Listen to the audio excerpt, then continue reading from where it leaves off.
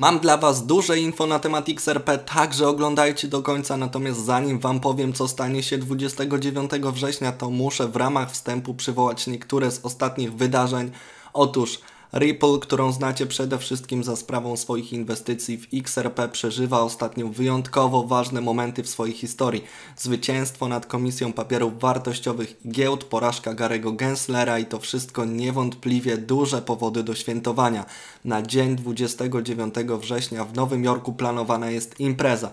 Nie wyłączajcie tego filmu, bo całkiem możliwe, że będzie to przełomowe wydarzenie z powodów, o których już Wam mówię. Jak wiecie, przez ostatnie lata Ripple toczyło zaciętą batalię prawno-regulacyjną z amerykańskim regulatorem rynku SEC, jednak ostatnie wydarzenia przyniosły firmie powód do radości. Przypadek ten może być uważany za zwycięstwo Ripple nad SEC, choć nie jest to jeszcze całkowite zakończenie sporu. Jednak dla środowiska kryptowalutowego jest to symboliczny moment, który może wpłynąć na przyszłość kryptowalut. Wspomniana impreza planowana na 29 września staje się obiektem ogromnego zainteresowania społeczności kryptowalutowej. XRP Army, czyli oddana społeczność zwolenników Ripple, przygotowuje się do uczestnictwa w tym historycznym wydarzeniu. Liczba gości oczekiwanych na imprezie jest ogromna, a entuzjazm rośnie w miarę zbliżania się do daty. Oczywiście nie bez przyczyny. Jednym z najbardziej fascynujących aspektów tej imprezy jest spekulacja na temat tego, co firma Ripple może ogłosić podczas wydarzenia.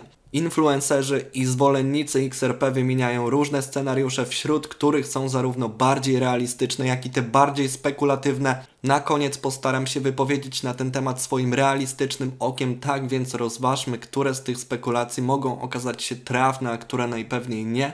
Otóż dyrektor do spraw technologii firmy Ripple David Schwartz zasugerował, że dwie z tych rzeczy będą miały miejsce, co tylko podsyca spekulacje, bo w końcu nie wiemy, co to za rzeczy i chyba o to w tym wszystkim chodziło. Jednak odrzucając najbardziej nieprawdopodobne scenariusze, pozostają trzy główne opcje. Otóż pełna ugoda z SEC, oferta publiczna, IPO lub inna istotna informacja, która może wpłynąć na przyszłość Ripple i XRP. Tak więc na pewno nie polecałbym sprzedawać przed tym wydarzeniem, to znaczy przed ewentualnymi wzrostami ceny przed tym wydarzeniem.